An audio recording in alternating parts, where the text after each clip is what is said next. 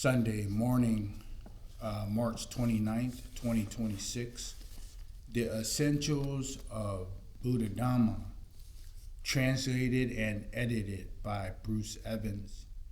Chapter 9, The Concentration Factors of the Majjhima Patipata, the Middle Way. On the middle page of 621, we left off at methods of developing concentration, Samadhi, and we'll read to 631. Chapter 9, on the middle page of 621, methods for developing concentration, Samadhi. It has been mentioned that a meditator may use the elementary level of concentration, Samadhi, momentary concentration, as the starting point from which to examine neutral states, according to the teachings on insight, and such concentration would develop in conjunction with the development of insight. However, even though concentration developed in this way will eventually have sufficient force to enable the meditator to attain the desired objective of insight, liberation from the defilements and sufferings, and realization of nibbana, nirvana. It is not strong enough to lead to the special mental achievements, the mundane superknowledges such as ET, psychic powers. Moreover, beginning the practice with a weak level of concentration is like a man setting out on the journey in a weak and sickly condition. His fitness for the journey is naturally impaired. Even though he may hope to gradually build up his stamina as he goes along, this is not as good as one who is fully prepared for the journey right from the outset and begins the journey with full confidence and at no anxieties. The practice will be even more difficult for wisdom if wisdom is not keen, alert. Conversely, if wisdom is too strong, it may lead to distraction. Thus, it has become the preference to developing a foundation through dedicated concentration practice, not necessarily enough to attain mental attainments and superknowledges, but at least enough to provide a firm base for the development of wisdom. This matter can be more clearly seen in real-life situations. Some people, if they find themselves in places where there is even only a little disturbing sound, or there are people walking around, find it impossible to do anything that requires concentration, let alone matters that require profound examination and wisdom. Others have stronger, more stable minds. They are able to think and do intellectual work as normal, even when there are disturbing noises or people milling around. Some people have exceptionally strong minds. They are not shaken even in exciting or fearful situations and can use their reasoning powers effectively. It is said, for example, the Emperor Napoleon the First of France had great mental powers and could think of anything he wanted to whenever he wished to, and not to think of what he did not want to and want to think about. He compared his brain to a chest of drawers in which all the information he needed was neatly stored away in batches, and he could open any drawer he wished to. Even in the middle of the battlefield, surrounded by enemies and retorts of cannons and gunfires, and a canopy of horses and shouting men, he remained composed. He can make plans as clearly as in any situation. When he wanted to rest, he could lie down and go to sleep then and there. Most people in such situation in chaos would be unable to keep their minds from running wild, let alone make plans about anything. The story of Napoleon pales in comparison to some of the stories from the text. It is said, for instance, that the aesthetic, ala la kamala, while in the middle of the long journey, stopped to rest under a certain tree when a caravan of 500 ox carts passed close by. He neither saw nor heard them. Gautama Buddha was once resting near the city of Atuma in Bharat in ancient India.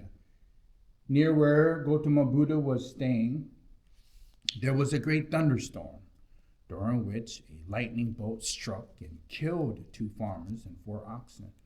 Gautama Buddha was dwelling in a deep meditation and did not hear the sound at all. There is a Buddhadhamma stating, of those who are not shaken by lightning bolt, there are only an Arhat vanquisher of the outflows, a well-trained elephant, a well-trained horse, a well-trained lion. Among ordinary people, mental strength, intelligence, and mental stability vary greatly. For most people, whose mental stability is not great and intelligent, not keen, it is considered that if they do not first make their minds a field of operations for wisdom, there is a little chance of successfully penetrating the truth with transcendent wisdom. It is thus recommended to train the mind through the process of concentration, cultivation, samadhi, to make it a proper foundation for wisdom development. While in principle, the development of concentration, samadhi, can be expressed in few words, the details of this practice techniques are exhaustive. If the discussion extends to the use of concentration, samadhi, as the fields of operations for wisdom for attaining the highest goal of Buddhism, the subject becomes even larger, with a broad range that encompasses both calm, samatha, and insight, vipassana, meditation, a subject that deserves its own book in its own right. Here I will merely describe some of the main principles and attributes of meditation practice to convey the general ideas. Developing concentration samadhi according to the natural methods of concentration development of this kind involves practicing along processes that occur naturally and is described in many Buddhadhamma. The essential factors of the process begins with doing a good action and having good gladness, pamoja, that any actions, then rapture, piti arises, which in turn is followed by passathi, tranquility, then the well-being, sukha, and finally concentration, samadhi. It can be represented like this. We enter pamoja, it moves to piti, it transcends to passathi, it evolves to sukha, and finally, it culminates into concentration, samadhi. The general principle is that in order for this process to arise, there must normally be a supporting foundation of morality, sila. For ordinary people, this morality means simply not having harmed or infringed on others, which would be the cause for confusion, suspicions, or remorse. That is, its means of having good conduct, which is a comfort to the mind and the process produces confidence. The actions that can lead to gladness can be of many kinds. For example, one may reflect on one's own good conduct and feel a sense of gladness, or reflect on one's useful actions, the Taratanatai, the triple gem, or other wholesome themes to take up the theme for its teaching, for examination and experiences, understanding of its meaning. And of all these can lead to the feeling of gladness. The important factor, the criterion, or the proximate cause for the arising of concentration, samadhi, is well-being, as is often cited in Buddha Vachana. Sukhito sitam samadhityati, meaning the mind that is happily is easily concentrated. A relevant Buddha Vachana describes the process this way. When he knows in full the meaning and the letter, gladness arises. There is gladness, rapture arises. When there's rapture, the body is relaxed. One whose body is relaxed has well-being. The The mind of one who has well-being becomes concentrated, developing concentration through the pathway to success. Iti pata. Iti pata translates as the condition leading to the accomplishment or achievement. That is, the condition causing success, or simply, the pathways to success. There are 4 of them, namely, chanta, enthusiasm or wholesome enthusiasm, zeal, vidya, effort, the energy, the application, sita, the application of mind, and vimamsa, an analytical reflection or reason analysis. Gautama Buddha talked about the itipata in the connection with concentration, because they are practices that lead to the development of achievement of goal of concentration. The concentration is named according to the itipata from which it arises. Therefore, there are 4 kinds of concentration. Chanta samadhi, concentration arisen from zeal, or in which zeal is predominant. Vidya samadhi, concentration arisen from effort, or which effort is predominant. Sita samadhi, concentration risen from mental application, or in which mental application is predominant. Vimamsa samadhi, concentration arisen from analytical reflection, reason analysis, or sound judgment, or which analytical reflection is predominant. These kinds of concentration arise in conjunction with effort known as patana sankhara, which translated as effort formations, which I would translate simply as constructive effort. How concentration samadhi arises for the 4 pathways of zeal, effort, mental application, and analytical reflection is explained thus. Chanta, wholesome enthusiasm or zeal. This refers to love of what has one done or is doing, that predilection for its objectives, wanting to see it through a completion or to see the objective reach. Simply speaking, it is a love for the work's objective. More profoundly, in terms of the righteous dharma, it is the predilection and the desire for the state of wholesomeness, fullness, and completion, which results from or can be achieved by what one is doing, wanting that thing to reach its ideal and most perfect state, or wanting the wholesomeness, completion, and the perfection of that work to come about, to see it achieve its results according to its wholesome objective. The wanting that is chanta is quite different from the desire to obtain object, to enjoy, or to keep personal possession, which is called tanha. Chanta is the positive form. Tanha is the negative form. The desire of chanta leads to well-being or delight, that when thinking or a task is seen attaining success and completion, it can be analyzed thus. Well, that task is proceeding towards the goal. There is a joy and satisfaction. When it reaches the goal, there is pleasure, somanasa, delight and feeling of ease, clarity, and buoyancy. The wanting of tanha, however, leads to happiness and pleasure only when desirable objects are obtained, or when the sense of self-importance is served. It is a stained and tainted kind of joy, which confines one's and tends to be followed by possessiveness, worry, regret, fear, and suspicion. If chanta is strongly invoked in the mind, when there is an appreciation of the value of something, people will devote themselves to that. If they truly love it, they may even give their lives for it.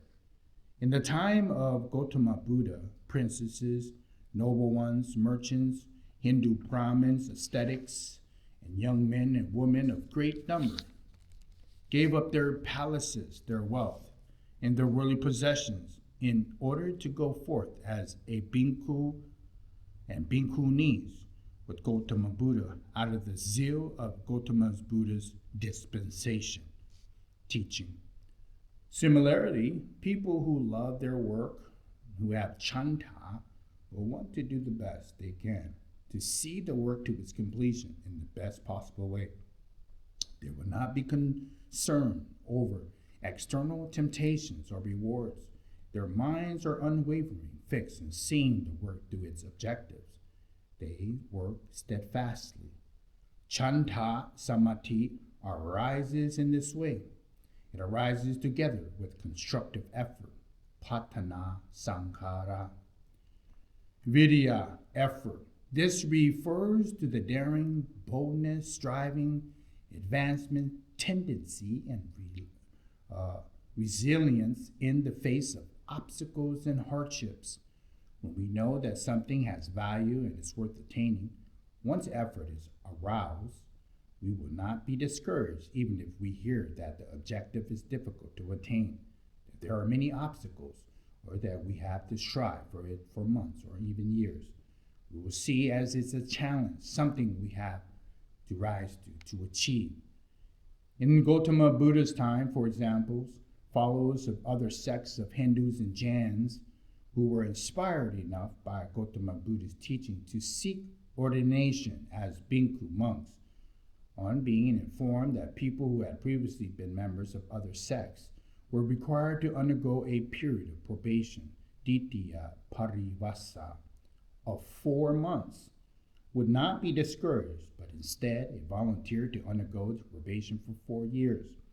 People who lack effort while they too may want to attain the righteous Dhamma are disheartened and give up as soon as they hear the practice may take years. During the practice, their minds are distracted and confused. It is difficult for them to attain results. People who have effort will have a storehouse of energy, and when they work or practice the righteous Dharma, their minds will be resolute, stable, focused on the goal. And so, concentration samadhi arises for them. This is called virya samadhi. It arises together with constructive effort. Sita, applied thought or application of mind. This refers to having a mind that is committed to, focused on, and attentive to the matters at hand. The mind is bent on its task. If Sita is especially strong in one's particular matters or tasks, we will not be distracted by other concerns. When people talk of other things, we will not be interested. But if they talk about the tasks, our interest is immediately sparked. We may even devote ourselves to and immerse ourselves to the task day and night, taking little heed of the body or matters of dress. We're not interested in other things, and sometimes things may occur very close, but we are not even aware of them. We apply ourselves to the task until we forget night and day, and forget to eat and sleep. This is a kind of single-minded application naturally leads to concentration, samadhi. The mind becomes firm, absorbed on its task. Engaged, it has energies concentrated on that task. This is called sita samadhi. It arises together with constructive effort. Vimamsa, analytical reflection, reason analysis, and sound judgment. This refers to the use of wisdom to examine and to look into causes and results, to survey the strengths and weaknesses, to excess and shortcomings of tasks at hand. Being able to experiment and see ways for correct and improvement, this points deals with the use of wisdom to lead to concentration samadhi, which is not difficult to see. People with vimamsa like to think of causes and conditions, to examine and experiment. Whatever they do, they will reflect on it and experiment. They may consider, for example, what causes has led to the particular results, why such a result has arisen, or they may inquire, since a certain result has arisen one time from the particular constitute factors, how the results will vary if a certain factor is removed, how it will vary if another factor is added, or why the expected result does not arise when a factor is changed, what factors should be corrected, or in the practice of the righteous Dharma, they will tend to examine and inquire, asking themselves the meaning of certain teachings, what is objective it is, when it should be used, what factors should be used in conjunction with, why a certain practice does not progress, what faculties are weak, which are in excess, what particular qualities people in the present age are lacking, what certain teaching should be implemented, and which aspects, for example, should be emphasized. Such rational inquiry and experimentation help to bring the mind together, to observe and to reflect keenly and consistently on the subject on examination, thereby helping it to become resolute, absorbed on the subject of examination, not distracted or scattered, but strong. This is called Vimamsa Samadhi. It arises together with constructive effort. The four pathways to success and mutually supportive tend to arise together. Take the example of chanta. When arises and there is zeal in the mind, that produces effort. When there is effort, one applies the mind consistently and therefore paves the way to use of wisdom to examine and to inquire. These pathways are examined separately, point by point, insofar as they're being predominant or the leaders of other factors in the practice in different situations. Take the example among a group of people listening to the teaching. Some people may like the teaching. Those people listen with love and zeal for the teaching, looking to increase their knowledge and understanding of it. They may simply like the particular teaching being given at that time, or the teacher, or they listen with undivided attention. Chanta is the prominent factor, leading samadhi and other skillful qualities. Other people may be the character to think, or the feeling arises at that time that whenever they have a task to be done, they should apply themselves to it and master, face up to it, accomplish it. Therefore, they should see listening to the talk as a challenge, something to be understood at all costs. Vidya is the prominent factor here. Another group of people may be of the character to be contentious and take responsibility. Whatever they become involved with, they will take heed and apply their full attention. So they listen with full attention, taking the subject of the talk. Sita is the prominent factor here. Others may want to examine whether the teaching being given is true or not, whether it's good or not, or to examine the line of reasoning of the teaching. While listening to the teaching, they inquire into and examine it. Their minds are thus concentrated on the teaching in which they are listening. Vimamsa is the prominent factor here. For this reason, the four pathways to success are sometimes I'll call the four governors, Atipati, or the four sovereign principles, Atipataya. In the sense of being predominant, the leaders in those situations, the essential points of building concentration, samadhi, through the four pathways to success, is taking on the job, the task of the objective required at the mind's object, and then arousing chanta, virya, sita, or vimamsa to help. Concentration, samadhi, arises and is strong and powerful to help those to do the task and happily to see it through its completion. In the respect, be it in the practice of the righteous Dhamma, in study, or in other forms of work, whenever concentration is required, at least one of the four pathways to success should be aroused and put into effect in order to ensure that the undertaking proceeds smoothly. Then it is to be expected that samadhi, well-being, and success in the task will follow. The development of samadhi, or the righteous Dhamma practice, will then arise in the schoolroom. the home, the field, and the workplaces, in all places. Here I would like to present some passages from the Dipitaka to review what we have dealt with insofar, beginning with the meaning of the word iti itself. The word iti means success, accomplishment, completion, completing well, obtaining specifically, attaining advantage, attainment, realization, and full endowment of that condition. Bhikkhus, monks, what is iti? Here, a bhikkhu in the teaching and discipline perform many kinds of powers. From one, he becomes many. From many, he becomes one.